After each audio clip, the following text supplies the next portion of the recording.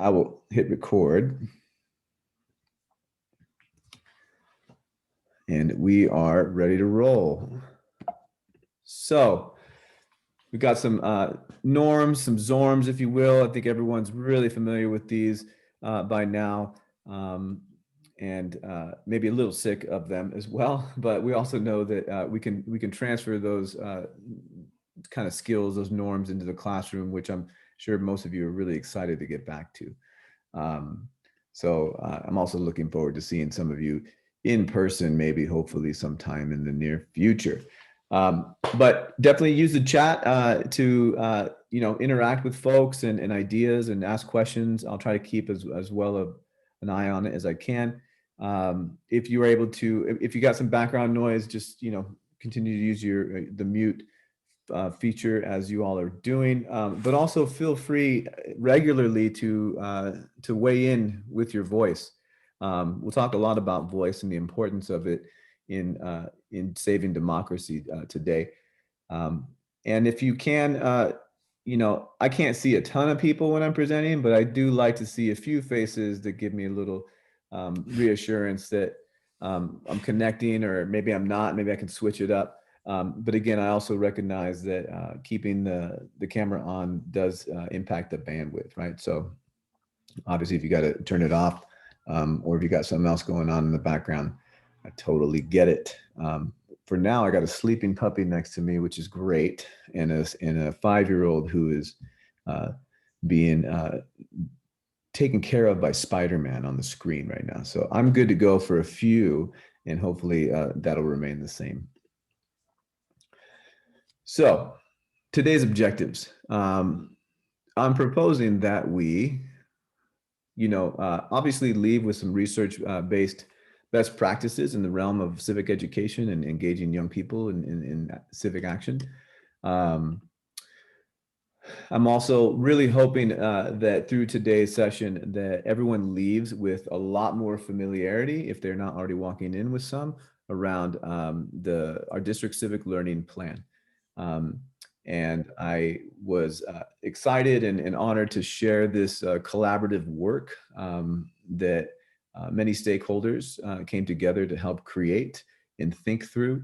I'm excited about the vision of the plan, and I want to share that excitement and the opportunity to help us get this plan off the ground and implemented beginning this year. So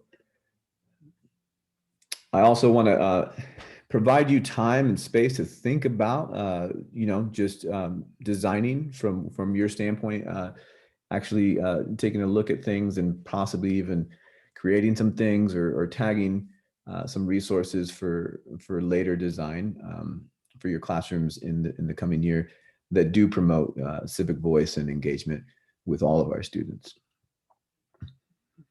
I should say before we get to this other part, part of that is also creating opportunities for our 11th and 12th graders this year to understand a little bit about the seal of civic engagement, and also possibly also inspire them or encourage them to apply. And then I think here we're already part of a larger district PLC, but I want you to possibly be able to link up and become a constant continuum member of a district-wide PLC that is promoting civic engagement across all subject matters and at all school sites, and helping us again implement the plan with fidelity, as well as shape it a living document. And so we'll get into some of the elements of that document in a little bit. And finally, there's also some leadership opportunities that I would like you to consider, perhaps. If today's session inspires you or interests you, there's some time at the end to kind of signal to that, and then see where that might take you in terms of being even more involved throughout the year as a possible site civic member, cohort member, or even a representative for your site in a district-wide cohort. And we'll talk a little bit more about that in the future. Anybody have any questions about the objectives today?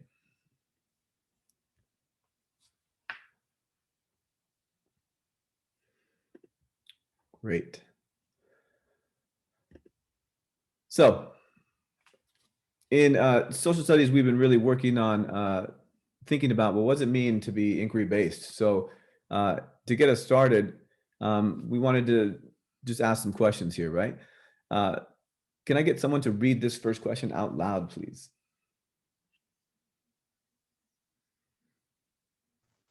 What would it look like for all students to have authentic opportunities to engage in democratic practices in the classroom, school site, and within the community? Thank you so much. Can I get another volunteer? How can we help students leverage math, science, English, language arts, social studies, world languages, the arts, and technology to transform their communities towards justice? Thank you so much. Someone else want to jump in? What possible partnerships with community can teachers help create to cultivate the civic champions our students yearn to be? Thank you very much.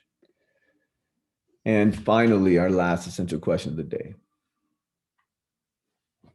One more volunteer, please. What curricular resources and pedagogical processes are available to support teaching to save democracy?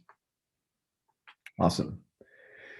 Those are big questions, and then I'm hoping to offer some ideas through today's session, but I also am really interested in hearing from you all and seeing what ideas you all are coming in with, right? Or are already some narrative around like experiences of where you think you're already helping to do this, right? And I think many of us are. So that being said, let's talk about the state of the world. Right? I've been trying not to doom scroll lately. I don't know if you've heard that term. I'm sure many of you have. But I was on Instagram just kind of trying to breathe through, the moments before getting on and presenting here. And of course, on my feed is, friends, posting about their summers that aren't over yet. And I was, getting a little FOMO, a little jealous, but I did have a summer, so I'm not going to complain. But then, something came up around the flooding in Europe right now, and I was just, sometimes I guess I've surprised myself at how I'm still able to be surprised with certain, images. And I think that's just being a human being. You can't help but like respond and feel when you're seeing certain things. And even through my travels this summer, I've had a lot of landscapes to take a look at in driving with my family and going to see family who haven't seen in a long time. And climate change is at least changing some of the landscapes I've been used to seeing throughout my life, right? We got issues, obviously. We're still in a pandemic, I think, from what I've read and seen and heard. We got some political divisiveness that continues to animate our country in different ways, right? And we even have controversy coming down to the local school boards, right, across the country, including ours. That's not the picture from our school board meeting, but suffice to say, all of these things we can see are here. And we can see and feel the impact, right? And they're not just world or national or international problems. A lot of these are very localized, right? So the question is, what's your general feeling about the world today, the state of the world? Sorry for how small this is, and feel free to just go off the top of the head or the heart with how are you feeling about the world right now? Feel free to use the chat or unmute yourself.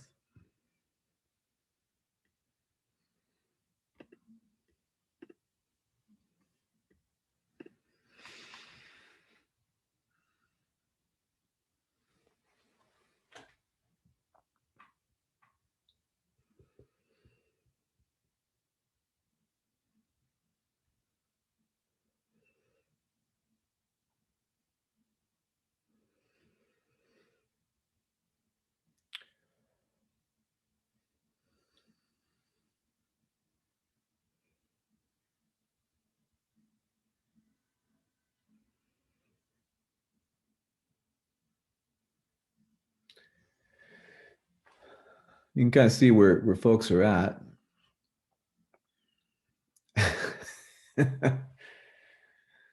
um, yeah, a lot of heavy emotions, right? And simultaneously, opportunities for optimism, right? And hope. And I think there's a tension in that right there that I think is really important with when we talk about civics, right? And engaging in the world. So I appreciate those who continue to share. None of these are invalid. I want to also point out, right?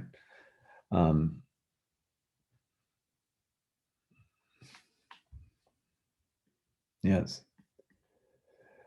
Obviously, there's a connection between the thinking and the feeling as well, right?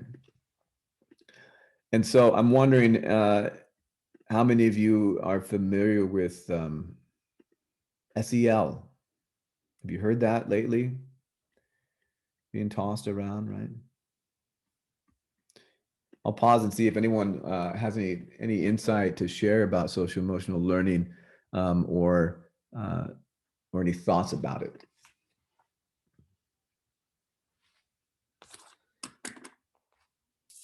I can share about the social emotional learning. The whole framework around social emotional learning is really to provide preventative practices to students to give them the internal tools that they need to really navigate life, whether that is life with friends or life in the workplace. But we do know we have a lot of people who are kind of social emotionally crippled these days. Yeah, why is that? I think a lot of people just don't have the tools. Maybe they're not given those tools as children. They don't know how to, navigate their feelings. Their competencies haven't been fully developed, whether in elementary school or in their home life. And they don't know really how to respond to those challenges that challenge their internal selves.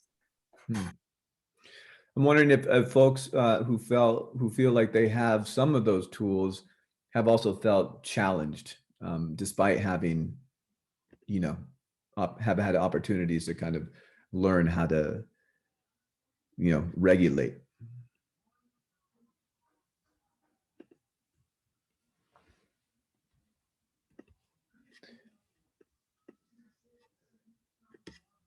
Anyone still, have anyone experienced any kind of emotional distress, difficulty managing the multiple kind of feelings as well as responsibilities that we still have in the last year and a half?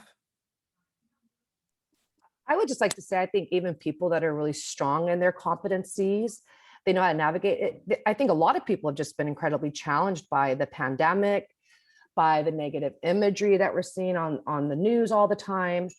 But I think people that are strong in their competencies, they're not over there yelling at people to take off their masks and throwing things across stores and stuff, because they have those skills to control the emotions that are raging in them maybe at times.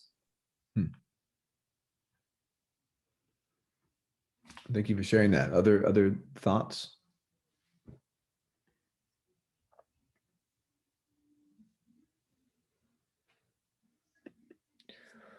Well, I know that there are many different voices in the space of education right now, giving a lot of attention to SEL, right? And this is one framework that I found that I thought was, at least visually stimulating enough to kind of break certain parts of SEL down, right? And so, what Ingrid referred to a little bit was this realm of self-awareness and management, right? And the skills necessary to go in, from one to the other. And then I'd like you to consider, when folks were sharing in the chat about their own kind of, immediate feelings at the moment with regards to the state of the world, helping to bring a social awareness, right, to or at least our group here a little bit, where people are at, right? And you could see documented in the chat that a lot of folks are a little overwhelmed, that there is some concern, some tension, and yet there is still, little bits of hope here and there. So I think in sharing that, that's also demonstrating some of the relational skills, right, that are necessary in the entirety of like an emotionally healthy social ecosystem. And then what we're really trying to figure out is like, okay, well, how can all of that lead to increased responsible decision-making opportunities, right? And I'm wondering if you have given any thought to, how your students might show up just in terms of social emotional state when they come back into the classroom. Anyone given that any thought? I'll just add that I'm concerned that students have been away for so long, and even in the month that they returned, the 5 that came back in each class, there was really a lack of self-awareness, management, and responsible decision making. I thought that they wanted to communicate with their peers, so I didn't feel that was as impeded upon. But definitely those first 3 competencies are really lacking, I think, for a lot of our students, because schools provide structures for students to consistently work on those skills. At least in my class, they do. Mm-hmm. I have to agree. I taught summer school, and I feel like a lot of my kids usually they're really good about like talking to each other, but they're kind of like keeping to themselves. And I was like, what is happening? It was so weird. But then after like, a couple of days, they kind of got over it and they, a little bit more normal. But I was like, oh my God.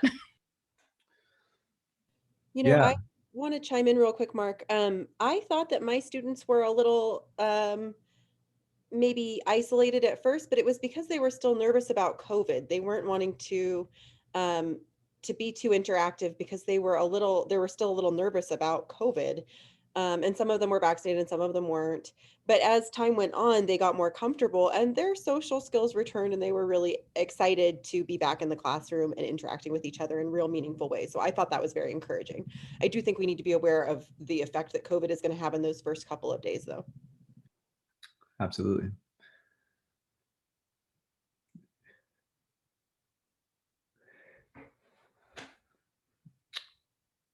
Rachel's putting something in the chat there.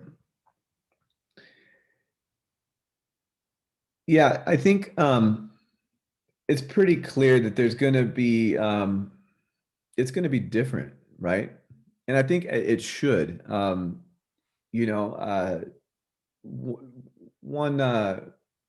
thinker who's been continuing to influence me throughout the pandemic in the educational field is Gloria Ladson-Billings. And in our social studies CIA week earlier this week and last, we took a look at one of her articles called the Hard Reset, and where she talks about a post-pandemic pedagogy.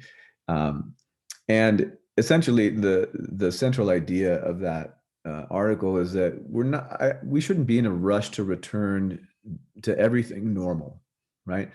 Because when we really take a look at what normal was able to provide for everybody, we left a lot of folks out in terms of the benefits, right, and the opportunities in school and educational kind of settings, right? And so I think, Patty, you bring up a good point. We have to, and someone mentioned it earlier, really think about empathy, right?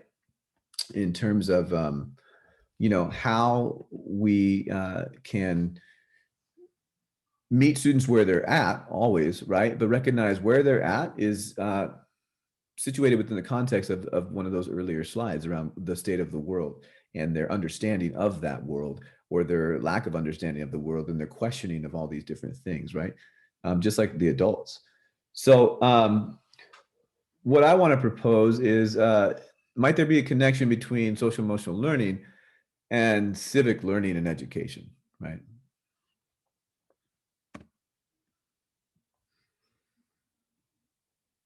Thank you for sharing that.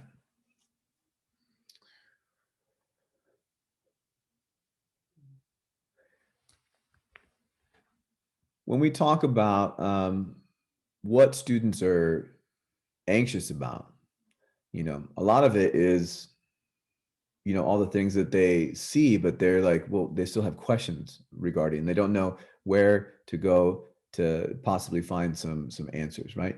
The isolation has really impacted a lot of folks, right? Adults included. You know, I had teachers share openly and vulnerably about how, you know, a lot of the social interaction that they got in the classroom was that made a really central part of who they were. And so teaching, you know, and I could relate because I'm a very I'm an extrovert in a lot of ways, and I need to be around people and in close proximity to other you know, human beings. And I was really struggling for a minute, for a while, in, you know, having not a separate office to work from in my home, but working in my bedroom, right? So I wake up from sleeping in my bedroom all night, or trying to, and then I travel 4 feet to the desk and try to do some work, and that really took a toll on me.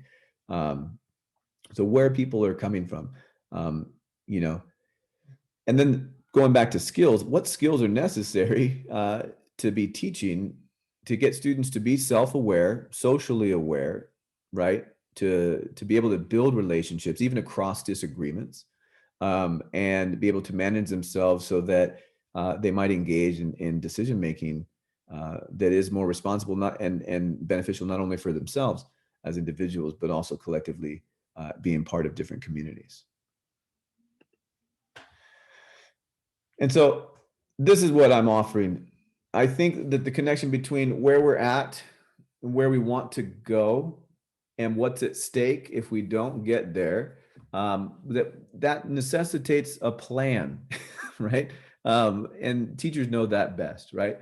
Where our students are, where do we want our students to be, and how do we get there? It's all about that planning.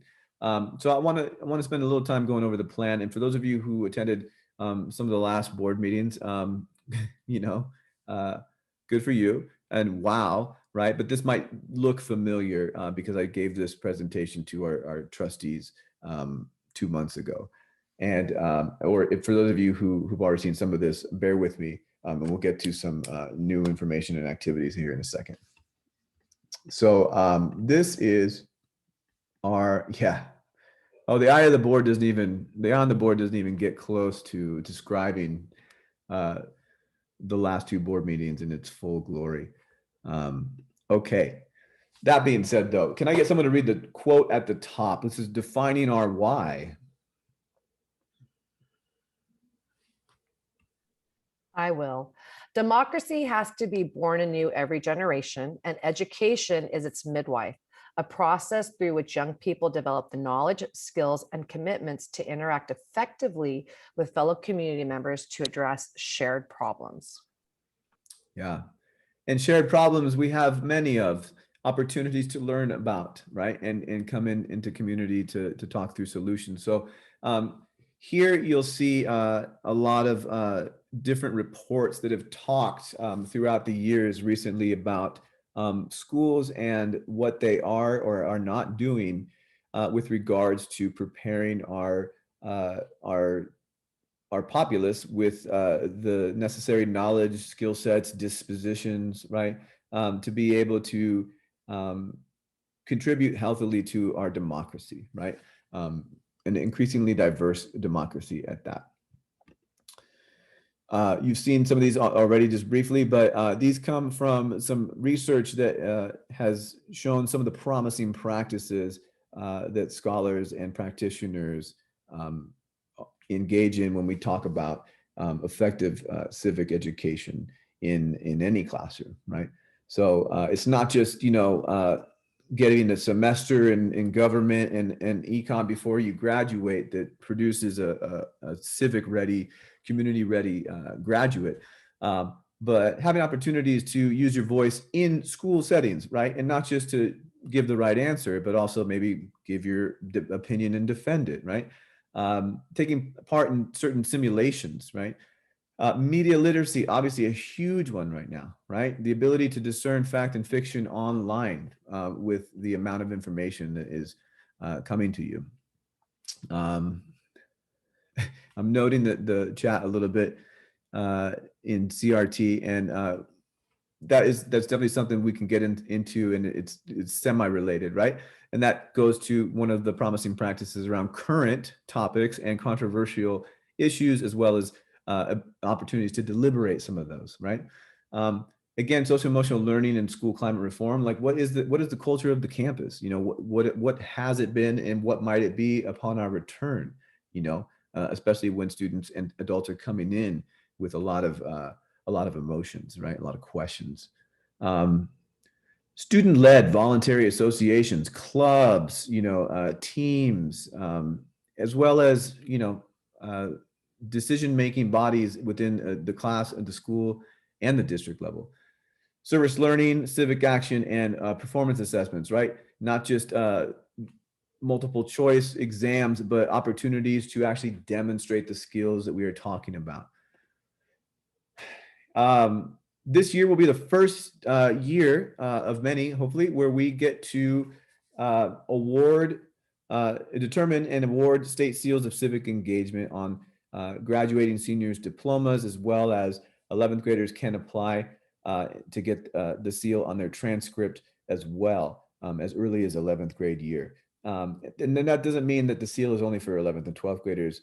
It's part of a comprehensive program in our district that we're trying to establish benchmarks, right, and pathways to be able to earn the seal. And so when I was helping to facilitate this group of diverse stakeholders, there were students who kind of led the charge and asked the essential question, well, what would it look like if all students could earn the seal, right? Not just AP students, not just students from certain backgrounds and certain neighborhoods, but every student. Like, what if we were like, what conditions would need to be in place for that to happen? And so we took that and we used that as a driver for the vision, right? The what, right? These are some of the things that we are talking about, some of the concepts, some of the frameworks, right? This comes from a report that you'll get, I've linked, that you'll get a chance to look at in some of the materials.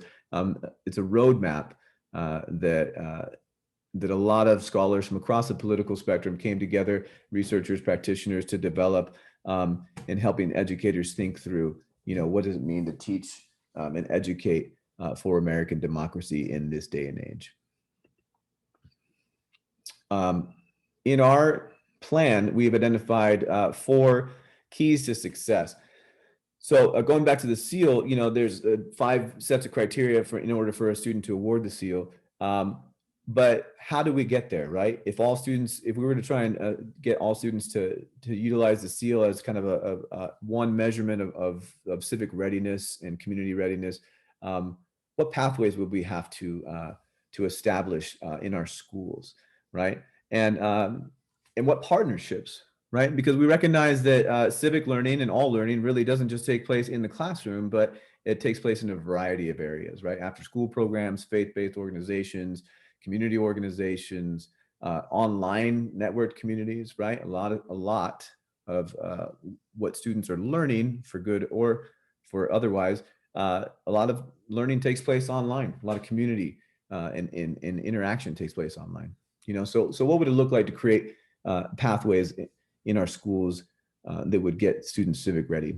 That being said, we would need actual teams at our school sites, right? Because what we know in our district especially is that each site is unique, and yet we're all part of a collective whole. So I'm asking you all, what's happening at your school site where you can see elements of some of these practices already in place, and what might need to be cultivated a little more at your school sites to strengthen civic education. Of course, district-wide data collection always helps us understand how well we're doing. I'll just go back to that one for a second, because I wanted to emphasize here, when we talk to students, they're used to getting surveyed, right? You know, and what they want us to think through is, you know, how else can we really leverage opportunities to hear what they're saying and truly like listen, right? Beyond just like you know, yearly or you know, biannually surveying them and having that be kind of anonymized. They want more opportunities to speak on what they think should be happening. And then of course, we also know that any kind of big initiative would just get tucked and pushed to the side in some binder with a lot of the other ones, unless it's kind of integrated and aligned with what's already happening. So, We have a lot going on in our district, and civic learning can situate itself to support all of those already existing initiatives. And then, of course, the how: curriculum, professional development, specifically around those following topics. How to engage students and use and get their voices in the classroom more, offer them more choice in what they're learning, how to get them to be involved in the community, and whether it's a campus community or beyond, develop that agency. And then, of course, empathy, imagination, and critical consciousness or critical thinking, right? And again, not just a social studies thing, right? And I think I'm preaching to the choir here, because not all of you are social studies teachers. Where else can we be doing these things? Where else does this happen, right?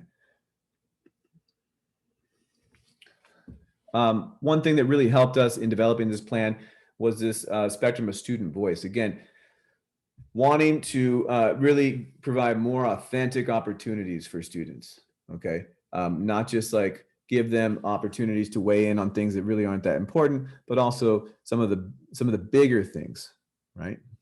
Art, yes, absolutely. An essential, and what I would argue, core subject area as well. Deborah, I would love to hear more about how that might be possible, right? I think when we talk about engaging students in civic education and getting them involved, the humanities, right, of where I see history, social sciences, and the language arts and literature are super important, and it's super influential when they work in concert with one another. Absolutely. If that is something that you can bring together at your school site, I would love to assist and help use that as a model. All right. So as you can see on this spectrum, there's, just having students' voice as expression and data that we can draw from, or actually having students in the room making decisions and leading the type of change they want to see. Sometimes uncomfortable, because it actually is change, which means people have to, get used to something new, right? All right. It's a 3-year plan. It's modeled after the EdTech plan, which got us all, got us into a district where we are one-to-one, and we could, make the transition to virtual learning, a little better than a lot of districts, right? And we had our problems, to be sure, and part of that is broadband infrastructure, which we're not completely in charge of. But that being said, every plan needs time to develop and get off the ground. So this is what we're proposing in the document. Year 1, laying a strong foundation, having some strategic partnerships, really focusing in on getting teachers high quality curriculum and PD opportunities, and coming together and developing site and district level teams so that we can coordinate across the district while also maintaining the unique identities and programs, successful programs that are already up and running at your all schools.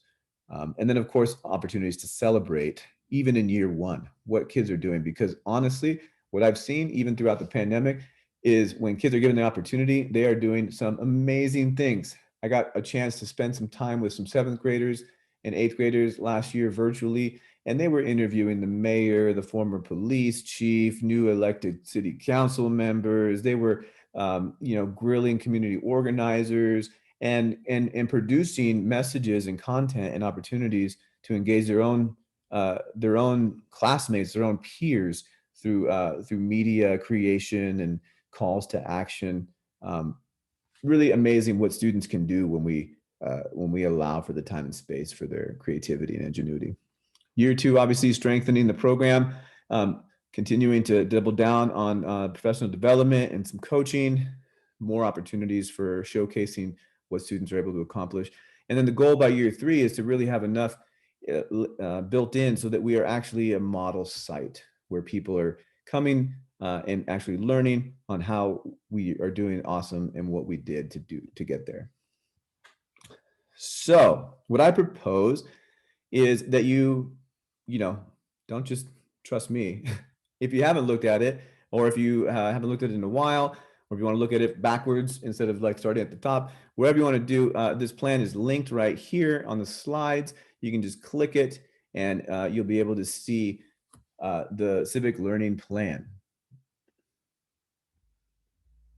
Ingrid, career versus college. And community. So you'll see in the plan and some of the narrative part how it's trying to connect the two, or the three actually. And I think there's a lot of opportunity to connect some of our CTE pathways to this work, and I'm hoping to build that out further in the plan. I want to start talking to folks in CTE, who are teaching different career classes, and also integrating them with some of the content core subject areas, and see if we can create some opportunities or expand some opportunities to connect what they're already doing in terms of getting career ready and get into the community with internships or jobs, shadowing, and also expanding that into the realm of politics, local politics in particular, because as we may or may not know, there's a lot of jobs even in local politics, and a lot of things that happen there. So that's a good question. I think there's a lot of room for potential ideas there. So what I'm proposing is that you take some time, about 10 minutes, because you can always look at this document whenever you'd like to, and I can also go over it in more detail with you if you'd like. And can I just get a confirmation that you all are able to open it? Yes? You click on the link.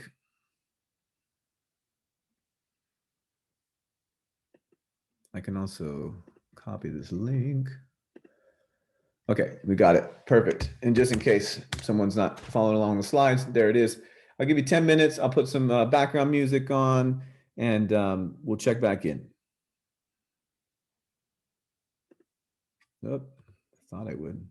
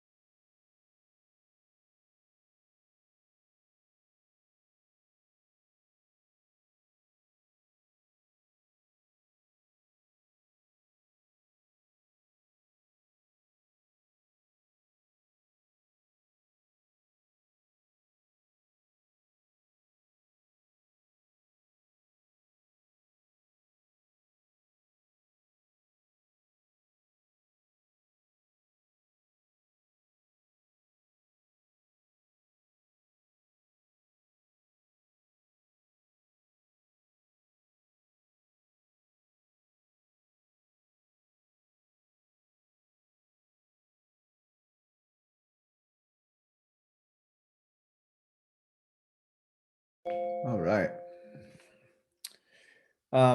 That may or may not have been enough time, or maybe it was too much. But again, you have access to this document. And I want to stress it is a living document. So I'm hoping to engage educators as well as continue to engage students and community members in the continual kind of evolution of this plan.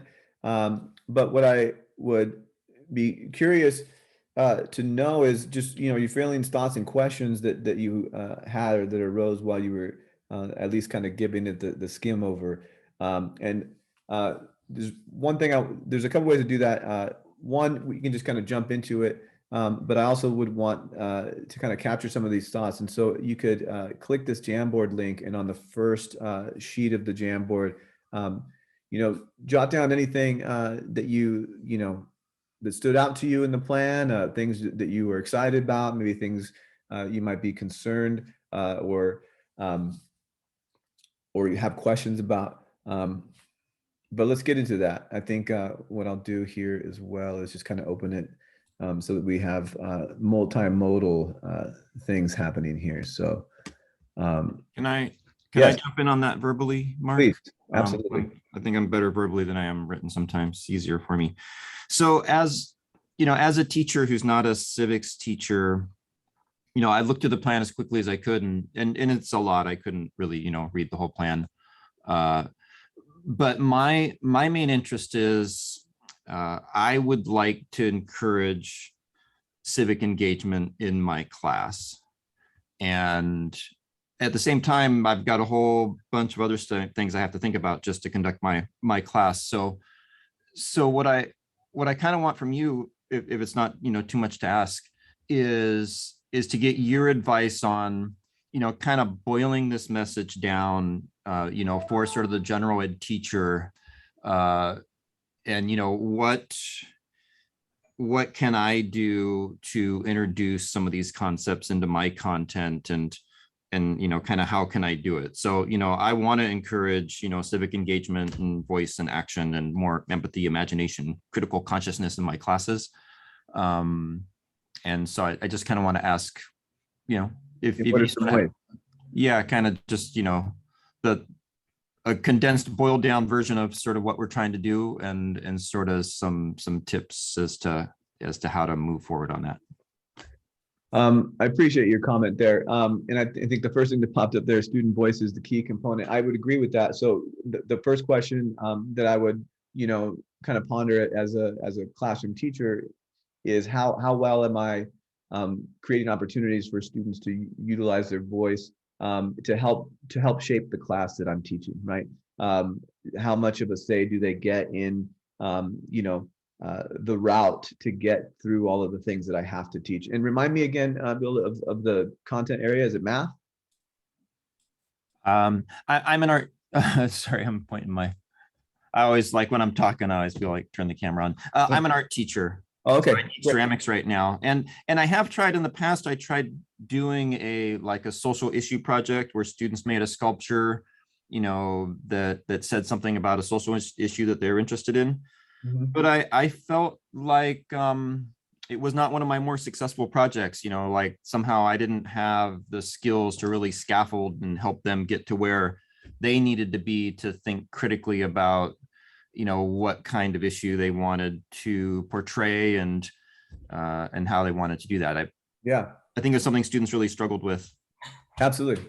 So one thing, so being an art, a one-time artist in the making, that was a path I chose to explore a little bit, and still do in terms of just personal art. But one thing that I had success with, and then I'll try and tease out some of the broader kind of ideas and concepts.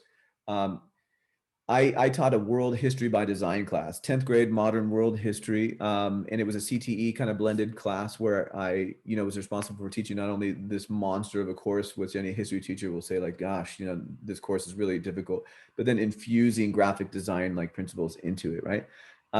And it was really successful in the sense that, some of the, there were a lot of naturally talented artistic kind of students who really took off, and were able to kind of take the content and you know, and run with it.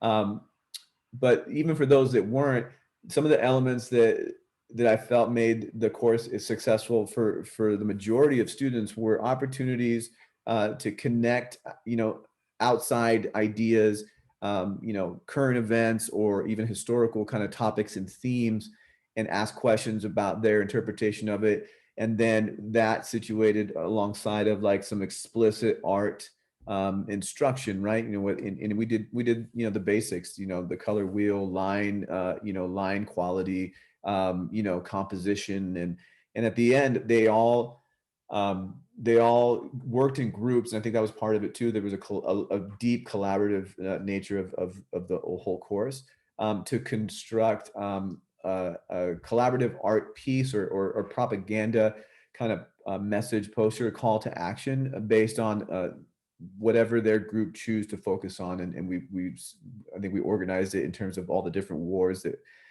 are kind of going on simultaneously. The war on, you know, drugs, poverty, crime, you know,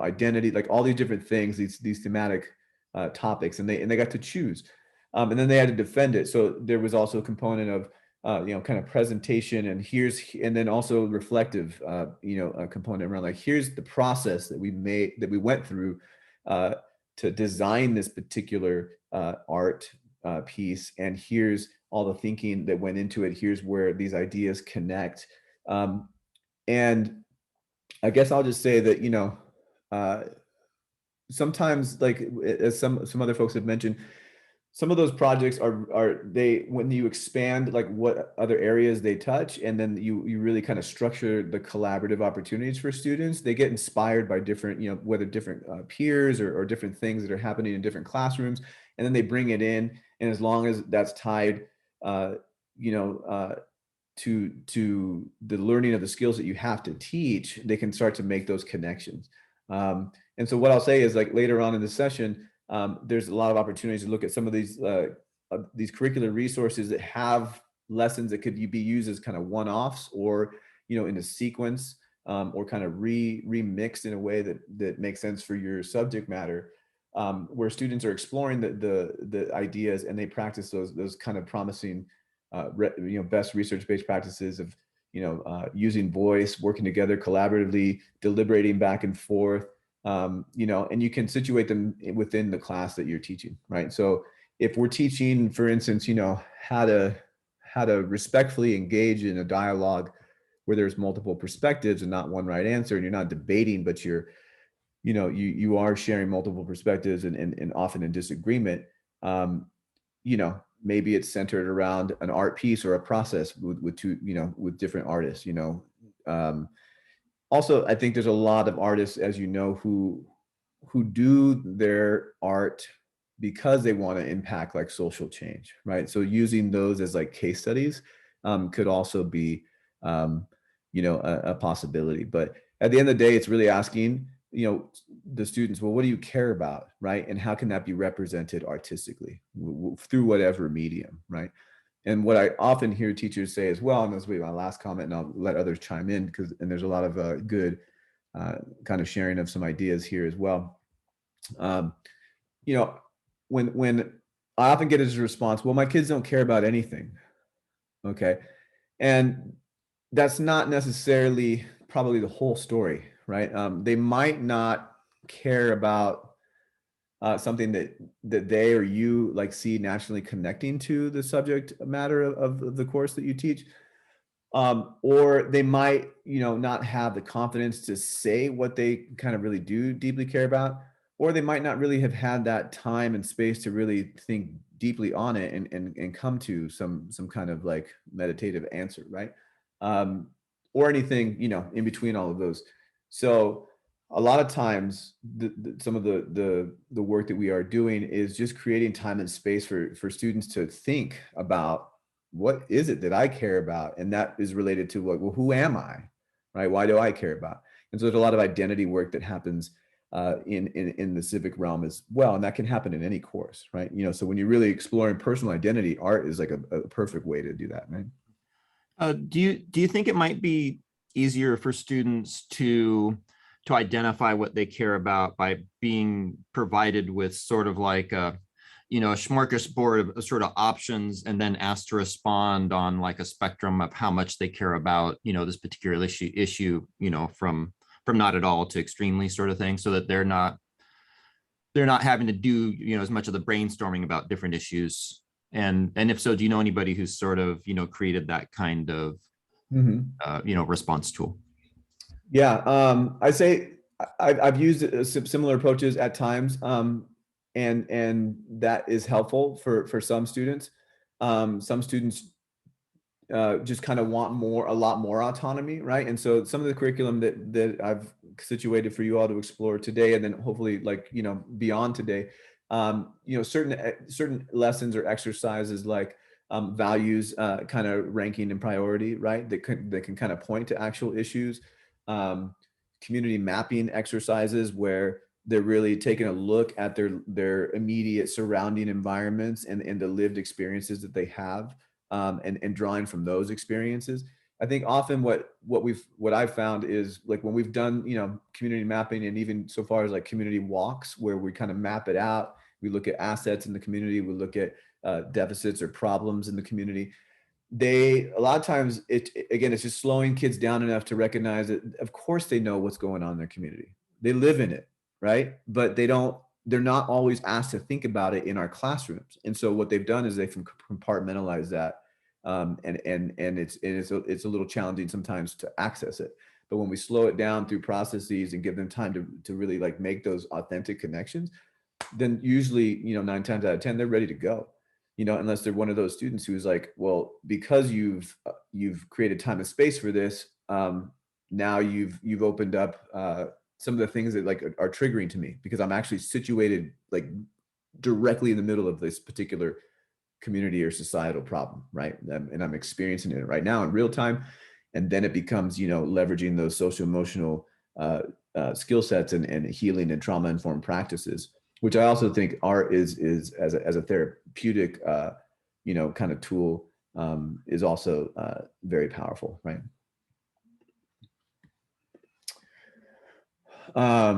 There's also a lot of good ideas and ponderings in the chat, as well as the Jamboard. I really thank you for asking that question though, because again, we all come from it from different angles. But what I would say is I would contend with your first point, which is that you don't teach civics.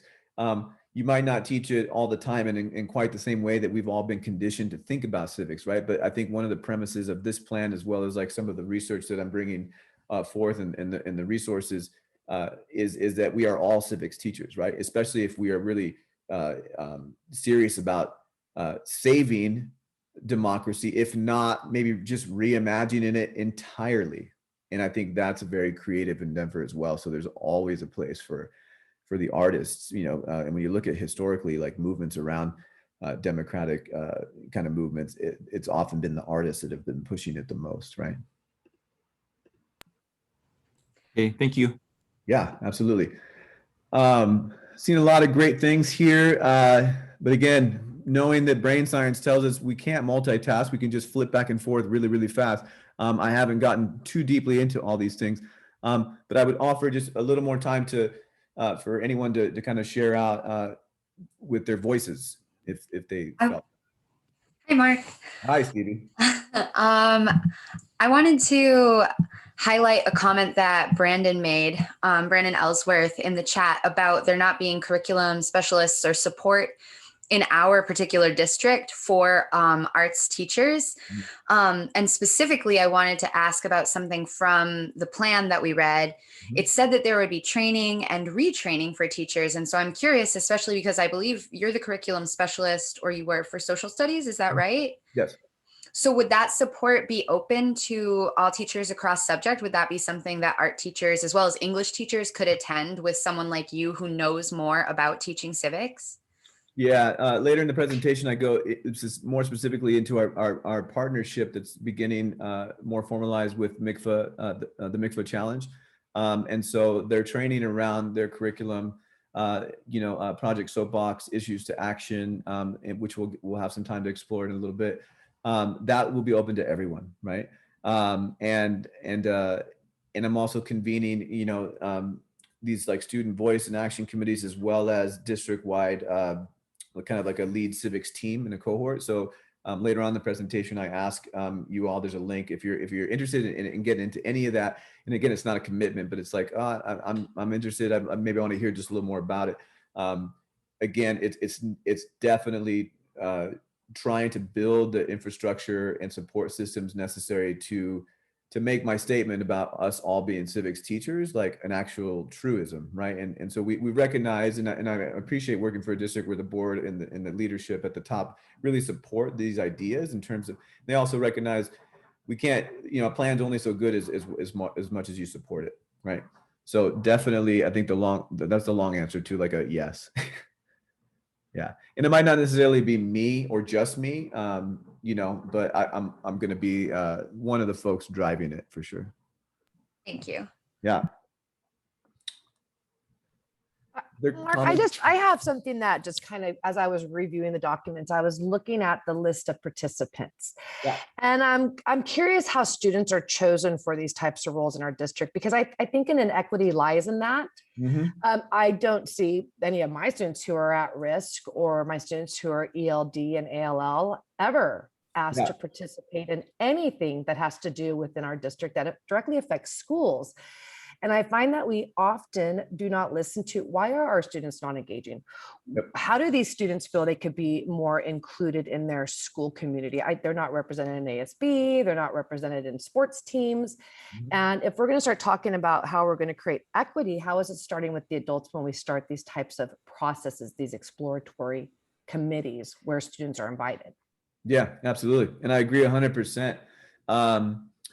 Right before the pandemic, we were engaged in in some student focus groups and a district-wide kind of study that you also will have, you can possibly explore if you click on it later in one of the resources. And the students said just as much, right? They're well aware of the types of peers that get called on to lead in certain venues and whatnot. And I think that's a system-wide problem. And so me being part of the system, like I can definitely recognize like where my reach is limited, or where I, whether because of timing or just, connections, not being able to reach all the students that I want. And yet at the center of the plan is a fundamental opportunity for us to like really think again, based on that question that the students asked, and not just for the seal, but like really like what would it mean to graduate all of our students, not only college and career ready, but also community ready, right? And civic ready. And I think there's a lot of opportunity to rethink about, how we approach scheduling, courses for students, right? Who's recommended for what types of courses. And I think at the end of the day, for me, it's a lot of influence we have as classroom teachers in rethinking pedagogical practices, right? So if we start moving away, as our teachers in social studies have been challenged to do, around just like covering content, right? Or getting through the standards and the pacing, and really engage students on the classroom level, and then connect those classroom levels and opportunities to school-wide opportunities, community opportunities. I think we're gonna begin to craft a lot of different answers to that. But the first part is recognition, right? And so I appreciate you bringing that to the forefront of the discussion, because this is an equity issue, right? And so the other argument is that, well, these extracurricular kind of civic opportunities that certain students have to like go and do community service, or start a civic action campaign project. Not all students have those same opportunities, so that forces and begs the question of, well, why aren't they being integrated into every classroom?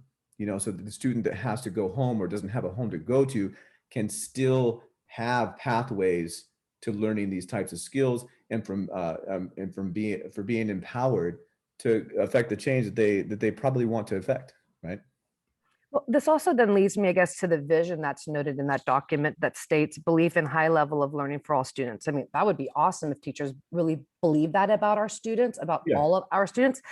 But wouldn't it be better to have a vision maybe that says belief in high level of learning and leadership for all students? Because good civics is being a leader in a multitude of ways, from picking up your own garbage to, leading a march when the need be. So I would like to see maybe how would we increase the belief in high level of learning for all students? Maybe it's because I've worked with English language learners pretty much my whole career. And you hear a lot of people say the student's low versus that the student has a gap in their learning. And I think it also starts with the way that we talk about our students and the Oh. language and the descriptors we give them before we can ever Absolutely. be equitable in our civic behaviors. I couldn't agree more, and so I'll go back to, someone I invoked earlier, Gloria Ladson Billings, and in one of her previous pieces that's been, I guess, more widely shared recently, but, she reframes this achievement gap that we've kind of all been indoctrinated in for, like, depending on how long you've been in the field, and reframes it as an educational debt, right? So really like calling people to come to terms with and reconcile the fact that it's the systems that we design and the behaviors and practices that we perpetuate that continually leave certain students marginalized, right? And that if we can't even talk right about it by using the proper terminology, then we're not going to get very far in shaping or reshaping the way that we think, let alone act with regards to changing those realities. So that slight change in language in the plan that you noted is something that could be easily done. But I think what you're pointing to is more the real work of like, well, are we going to have these real conversations? When and where, right? And who's going to be a part of those conversations? And those are the fundamental questions, I think, of a civics teacher, regardless of what subject area you teach. Good comments, good stimulation of ideas and thoughts. Okay, can you see my screen in the slides? Just for the sake of time, I do want to kind of move on, and I also think, are we? Well, no, I did that already. Sorry. Here we go. Are we ready to jump into another activity, or should I move the break up a little bit?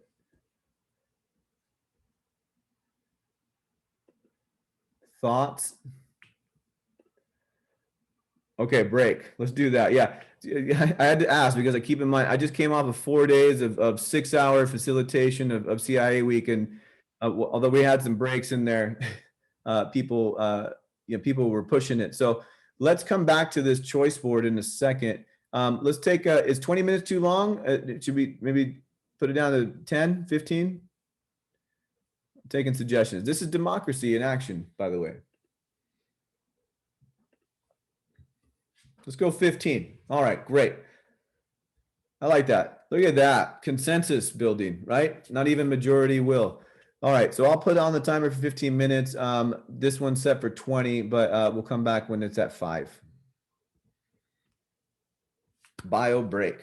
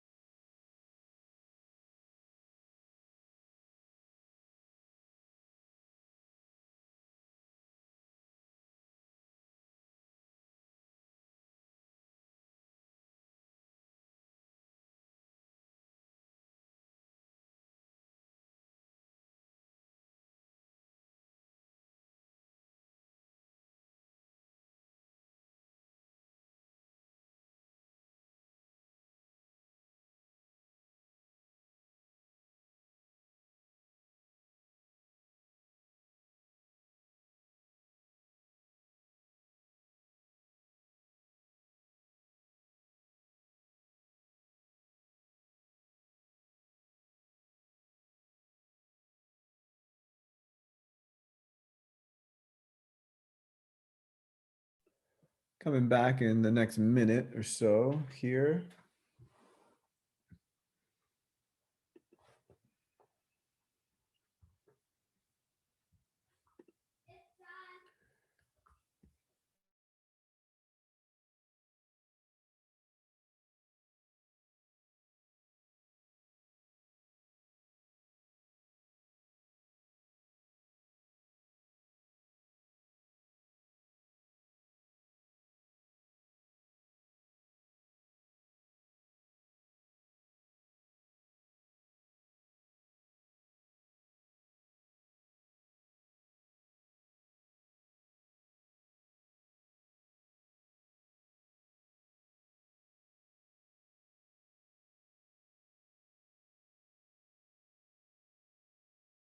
All right, welcome back, folks.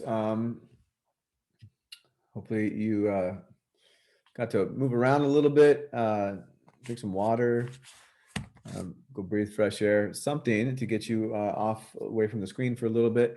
And then I realize here that I only have about 20 minutes left, and you've been hearing from me for a while, and you can always hear from me again. But we don't often get as many opportunities to connect with folks who might be teaching different things at different sites. And so I'm going to change up a little bit here, knowing that you have all of these resources, and so you can spend some more time kind of going through them. And so what I had intended to do, just so you know, I have a multimedia choice board. This first part, this first page of it, the top of it, just kind of, has different resources to kind of continue to think about, what does civic education really mean? What are some different examples of it? And I think you can explore those on your own time.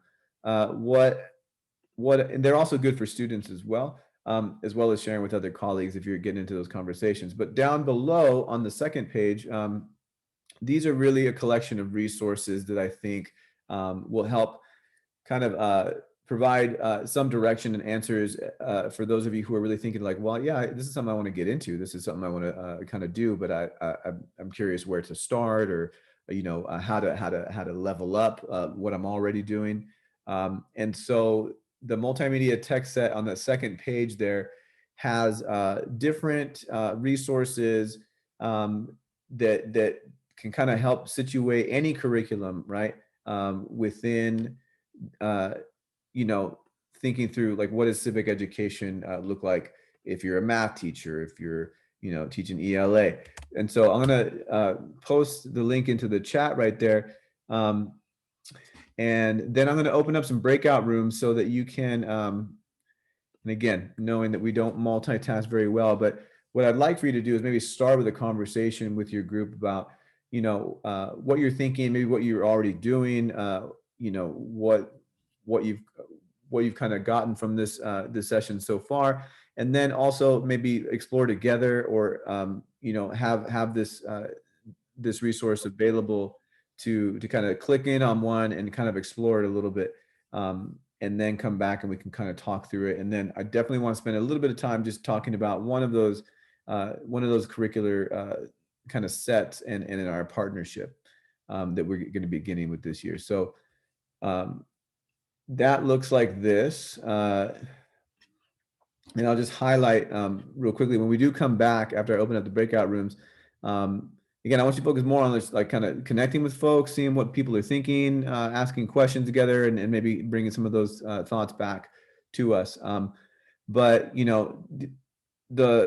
the one I will highlight towards the end of this session is the MICFA challenge in both the project soapbox as well as issues to action. And those are all these images are hyperlinks, so you can click on them to kind of see the curricular resource or the collection of resources that they hold within them. And so I will say that if for time's sake, I'm going to talk a little bit about those two. If you want to explore some of these other ones, this one right here is just being released at NCTE today. A colleague of mine helped to author it, and it's specifically looking to help folks in ELA and math classrooms specifically. This one over here again is more about American democracy. The Y Power Hub is really good.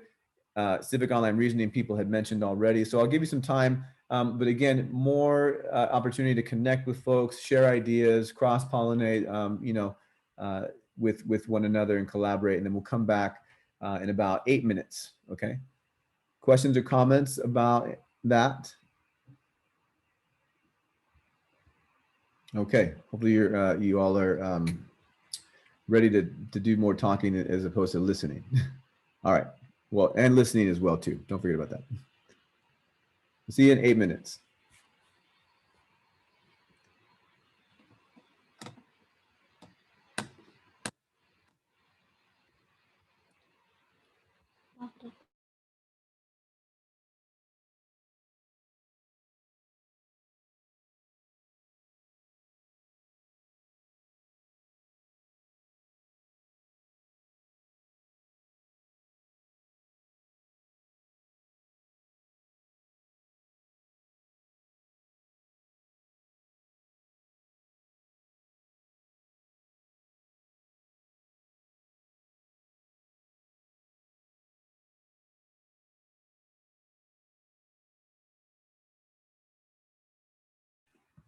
Ingrid and Adrian, are you all not assigned to a room, or are you able to see that?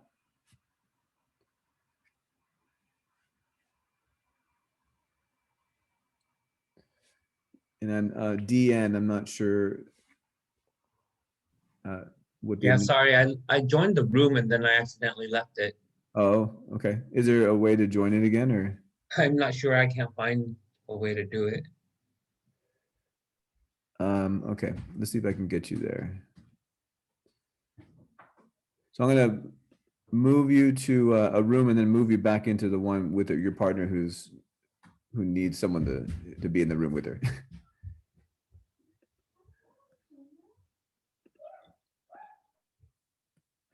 Do you see it now? There we go.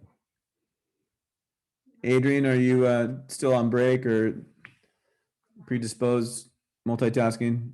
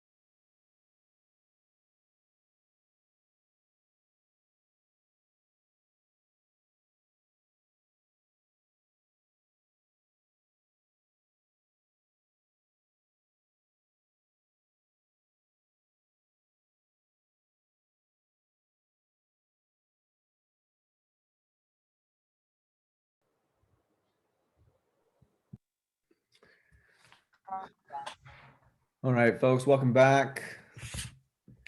About 10 seconds, everyone will be joining us. Sorry for any whiplash you might have experienced, and obviously apologies for having that be a conversation that probably could have gone on longer. But due to time, I really, I over anticipated how much 2 hours was going to be. So I'm definitely going to have to roll through a lot of these slides, and I'm not going to really roll through them. I'm really glad you had a great conversation, and that's what I was hoping and kind of knew, you know, is that it's way more productive to be in a room or, you know, virtual room with more minds conversing around the topics than just hearing from one person. So I'm curious if anyone from their group has anything that they felt would be worthwhile for the entire group to hear or think about.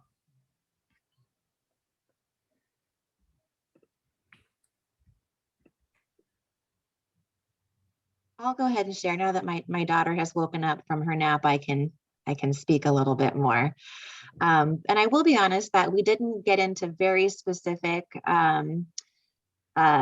tools that were provided. I did look at the most recent one about just how to have dialogue with American democracy. I think Patrice Parks and I were co-teaching an advisory and just sort of letting our students talk about what happened on January 6th.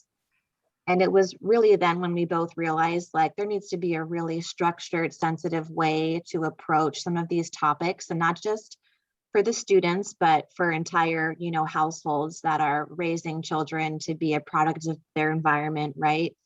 And there's some really great questions and even the social emotional learning dialogue that can provide our students with a lot of foundations for how to discuss topics that can be really emotional and people are passionate about, and that it's just a matter of, you know, trusting, I'm so sorry, trusting the process and, you know, how to really ensure parents that we're really here from an educational standpoint and not from any other, you know, perspective, that we're really just here to educate in a positive way, right?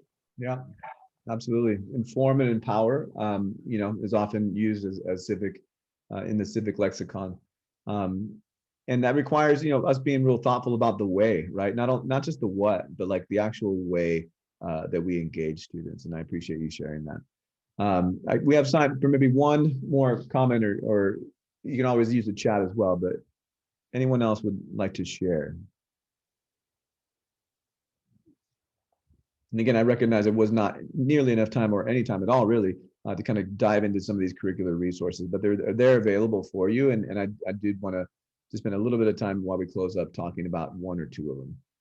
Mark, something that just kind of always comes up with me when it comes around time of voting for any position is, how can I get my students who were born here, and even students who are not born here, to be engaged in what it means to be a participant in democracy? Because I know democracy was modeled for me by my mother, who we all drove in the car and she went and she'd vote.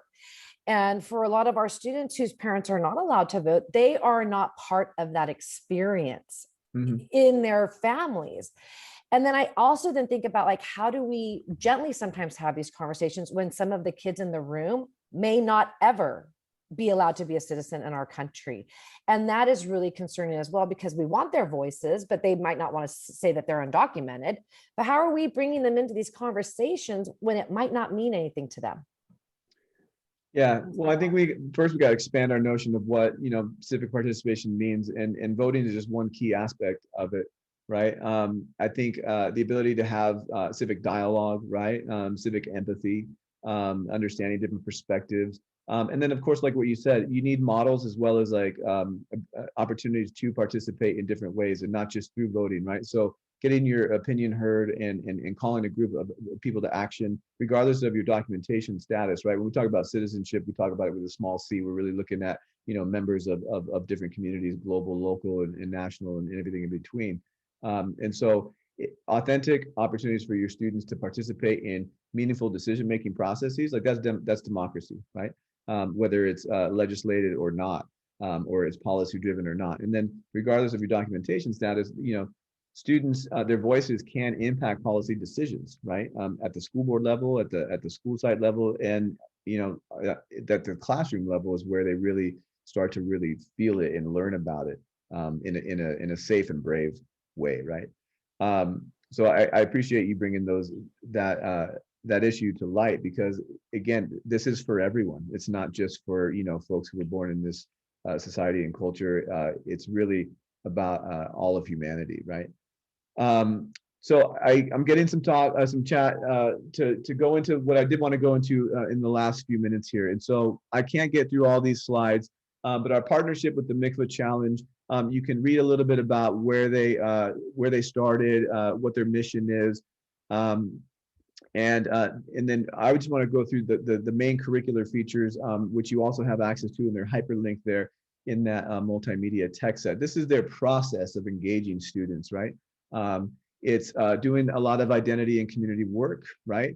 Identifying some issues and doing some imagination and envisioning change, doing some some real world worthy pursuits, academic pursuits in terms of conducting their own research and setting some goals, talking about power, right? Because all of this really situates itself on your understanding of power and how it flows.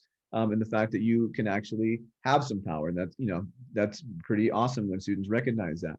And then of course, the thoughtful strategic planning and acting out of something that you want to get accomplished, and the opportunity to celebrate, victories big and small, right? So that's their process. They have a few different, programs that they offer. One of them that we're really excited to get into is Project Soapbox. Essentially, it's 90 seconds. It's preparing students to speak for 90 seconds in front of an audience about something they're passionate about, right? And give them a call to action. Obviously, there's a lot more that goes into, like, anyone, when we talk about public speaking, a lot of research goes into that, a lot of peer feedback opportunities, and it's just empowering, right? And so there's videos attached to this. Oh, we have till 12:15. Yes, but is that everyone's understanding? Oh, great. I texted Brianna. I was like, do I end at 12? Oh my gosh. Okay, so I can breathe now. Woo! Exhale and inhale. All right, so this is one of the curriculum features I'm most excited about. We had actually planned to utilize this curriculum in Law Day right before the pandemic shut everything down. We had the Supreme Court Chief Justice of California coming to Salinas High to hear different students create speeches and compete essentially with the essential question of Law Day of that year, which that was like 100 years ago, so I can't remember the essential question, but it was situated in asking students about law and democracy, right? The rule of law, I think, it had something to do with that. And so I envision this being something that I think both high school, but in particular, like middle school, really utilizes in any curriculum area, right? And I think in my mind, I see like some opportunities and possibilities to have teachers working together, right? Okay, go get some D. So that it's not all on one teacher, right? Because I think when it's presented as something that like one teacher or one subject area does, then it turns into that imposition of like, well, I got all these other things I got to teach too, right? And it's like, so where does it fit in? So opportunities for cross-curricular collaboration, I think, are going to be essential, like bringing that back to the possibility of a forefront, utilizing pathways at the high school level. But Project Soapbox, I'll play a little video about it, and you can kind of see and to hear students speak on it from their perspective. But what we're hoping to get is campus-wide soapboxes for sure, and then possibly even a district-wide showcase and competition, right? Because the whole program is actually part of a national competition, so we could actually potentially send some of our students to different regional and national soapbox competitions through their work in identifying an issue that they want to speak passionately about. You have access to Project Soapbox. It's a PDF curriculum at the moment, but I just wanted to signal that MICVA is in the process of moving things into a virtual online platform, so you can kind of pick and choose and take some of the lesson. It's a lot easier to navigate than like an 80-page, PDF. But I think all of the curriculum is really, really powerful. And these are just kind of some screenshots of what that platform will look like in the near future for folks. So obviously the first step to being an active and engaged citizen, regardless, again, small c, of documentation status, is to be able to speak about something that you're passionate about, right? And that's what this curriculum offers. So I can see this being utilized in any class, ELD, ALD, Read 180, English 3D, any class where you just go through a process of reminding students that they have a voice and that their voice is actually the thing that fundamentally drives all learning in our classrooms, or can anyway. You can't hear anything is what I'm realizing, so I'm gonna move you guys out of the way somehow.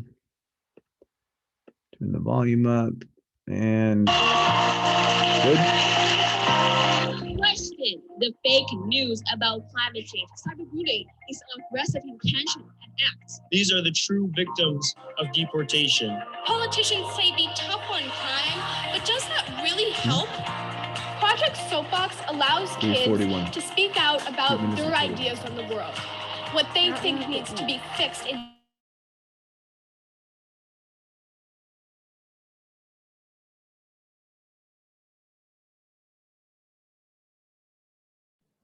Mark, when you mute yourself, we can't hear the video. Challenge bigotry, homophobia, and transphobia. If you came here today, you'd see that so many people are engaged and want to see something happen in their communities and want to be that change. Project Soapbox is part of our Issues to Action curriculum.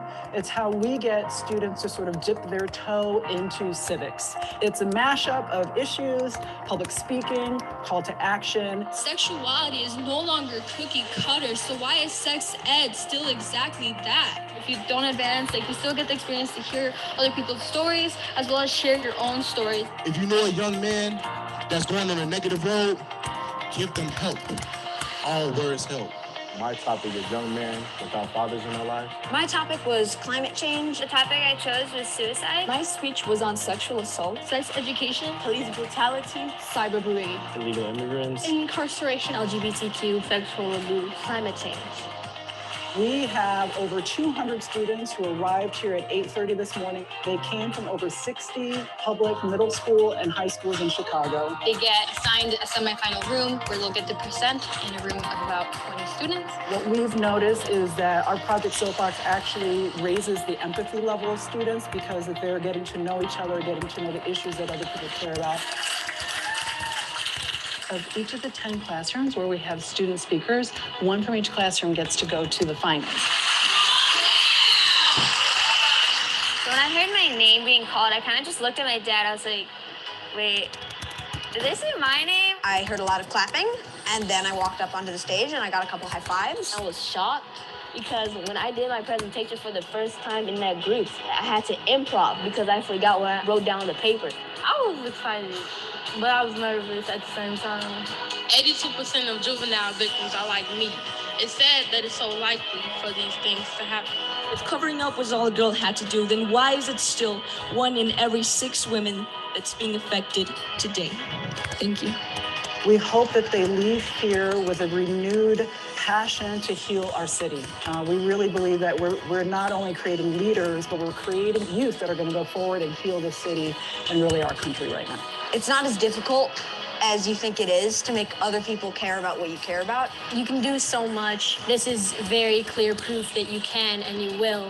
Young people do have a voice and they can change the issues that do affect them. I would really encourage everybody, get involved, find something you're passionate about. If you want your voice to be heard, Get on your soapbox. Get on your soapbox. get on. Get on your soapbox. If you have a topic that you're passionate about, get on your soapbox. Please get on your soapbox. Join Project Soapbox.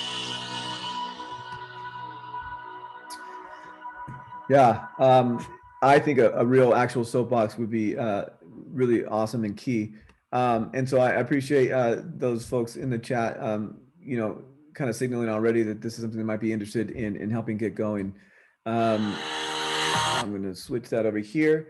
For the sake of time, I'll let you listen to Joaquin on his own. But again, you can see a lot of middle school level students. Definitely, I think it's essential for supporting our language learners, right? And it's actually like a way to potentially even support them more with providing them authentic choice and things that actually that they care about, issues that they have experienced, that they lived through, providing space for them to like even deepen their understanding of their own experiences and lives through academic research, and then the opportunity to practice oral language, development, right? And get that confidence that often a lot of our language learners are missing and take so long to kind of cultivate throughout their educational experience. And so I'll move along from there. Again, you have access to these curricula sets right now. They're linked in all of them except Elections to Action. In Action are linked to the multimedia text set that you didn't have that much time to look at. But the second more expansive curriculum that MICFA offers is the Issues to Action. And that's more of like a full-on kind of civic action project, similar to YPAR, for those of you who might be familiar with YPAR, or what we call Youth Participatory Action Research, where again, it follows that 6-step model or 7-step, I can't remember right now, where they learn about themselves, their communities, they learn about issues situated within their communities and the impact the self. They learn about the power dimensions of those. They talk about, they go and they collect original research. They survey community members. They interview folks. They compile that data to think through, how they would make a change, whether that's policy or creating popular culture or media that actually bring attention to the issue, creating a club, whatever the students see as like a viable option that they can actually do, and then kind of put that in play, identify people who would help them, who actually hold real power. And then in a showcase such as this, which I'll let you all watch that video on your own as well, we bring them together and we celebrate their achievements, right? And so I could see some of these things being linked up with, some of the senior capstones that some of your campuses might have, or service learning projects that are already, necessary. Killing 2 birds with 1 stone with our community service hours requirement, things like that. Just some ideas, but what I'm really hoping to do is engage more of folks at different sites and come together to really build this program out, using MICFA curriculum, as well as in our partnership, as well as any other curricular resources that you develop or that you adapt from out there.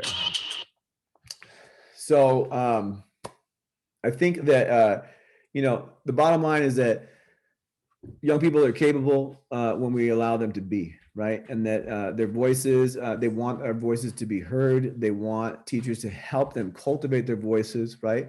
And provide opportunities, meaningful opportunities for them to get involved and make and affect change, right? And so we have opportunities to do that.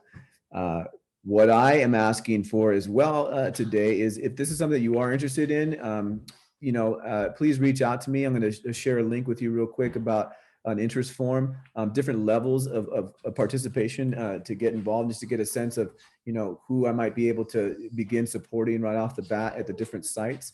And in particular, if you are so into this right now and you're really thinking about, can I be a site representative or a site lead?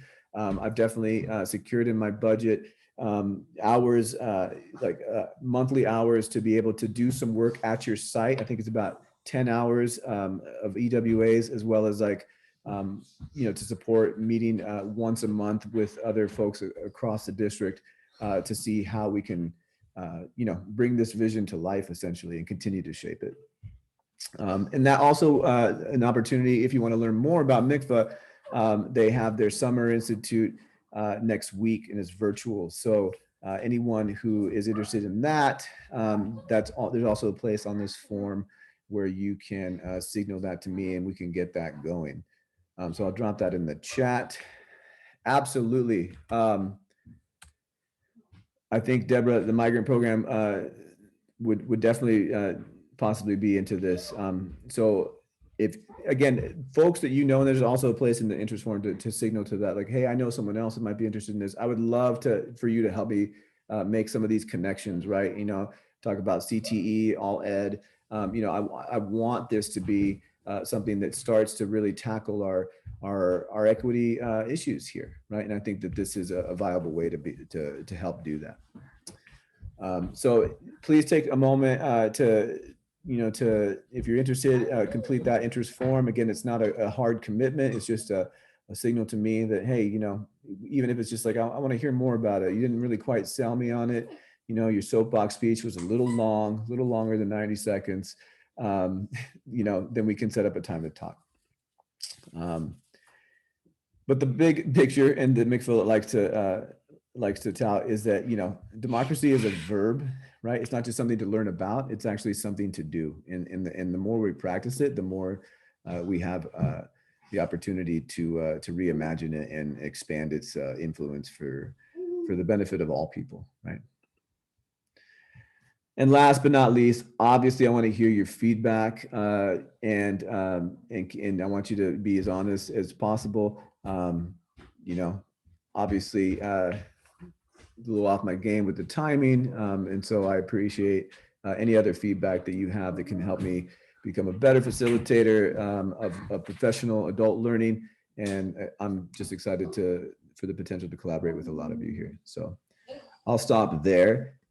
This is also hyperlinked, but I'll drop it in the chat as well. And I will stick around just for a few, for those that have any other questions. And if not, I hope you have a wonderful and safe day. And I look forward to seeing some of you in real life again soon. Thanks for attending my session. Mark, can I ask you a question about Project Soapbox? Absolutely. You might have already mentioned this, and it could be I missed it. You mentioned something about the PDF, but yeah. I Googled it online and noticed that there's a curriculum, but it looks like it's something that districts purchase. Yeah. Does our district have that? And if so, is there a way I can get like a link to the curriculum? I was hoping to take a look at it. Yeah, so it's on that multimedia text set, and it's on the second page, and I'll just find it for you real quick and drop it in. But it's in PDF format, so you have access to all the lessons and the rationale behind why those lessons are sequenced and created the way that they are. And again, it's also you know, something that I have been able to to be adaptable, right? And so you can see that maybe fitting in an art unit, you know, and making it yours. It's all about owning it the way that it makes sense with you. So I will find that right here. So is that on the page that we were looking at in a group that? Yeah. Okay, so I found that I page. just dropped it right there in the chat as well. Here, let me take a look there. All right. See if you can open that. And again, we're planning on opening up district-wide PD for this actual curriculum this year as well. So. Yeah, I'll take a look at that, and I think that might help me with structuring like a social issue project, because it's the same sort of thinking I'm sure goes into to both. Great.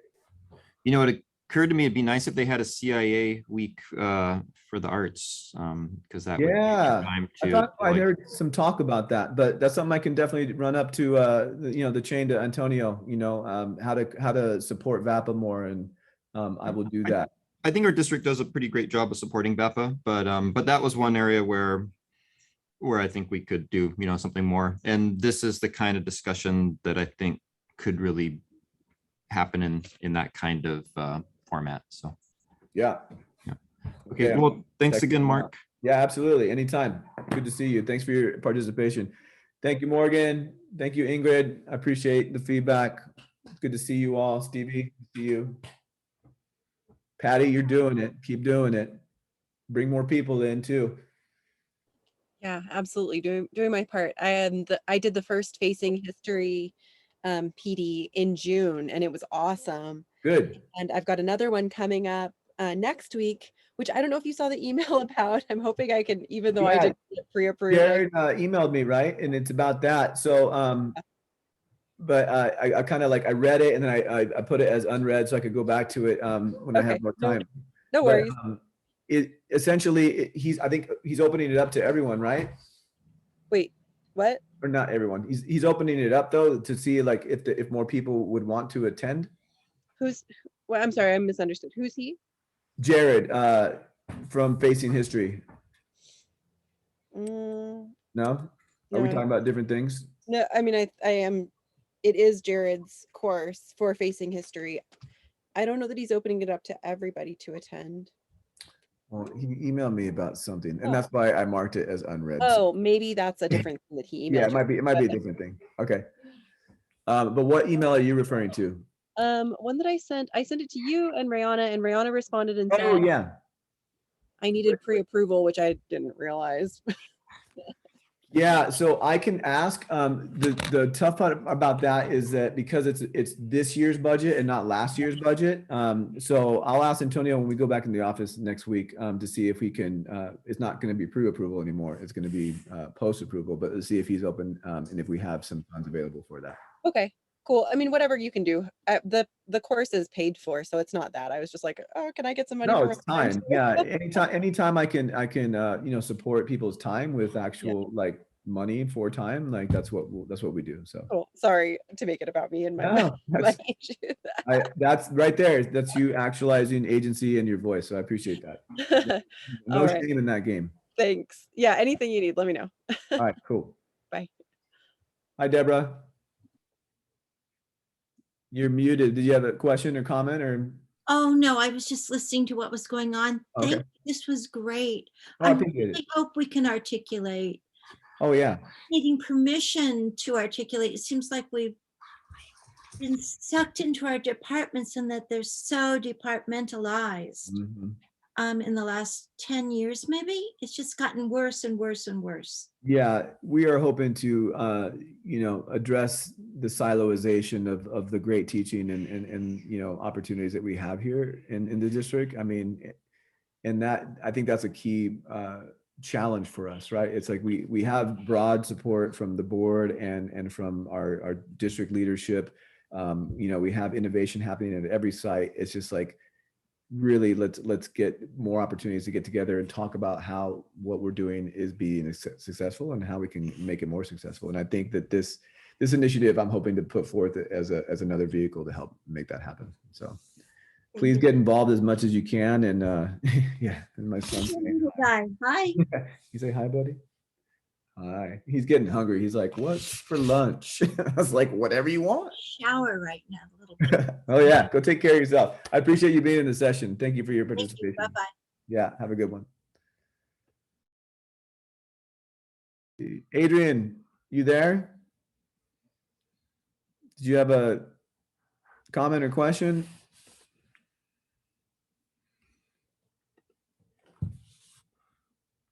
All right, I'm going to assume that you are stepping away. So I'm going to end this session. Thank you for attending. I hope you got something out of it. And we'll talk. Hit me up.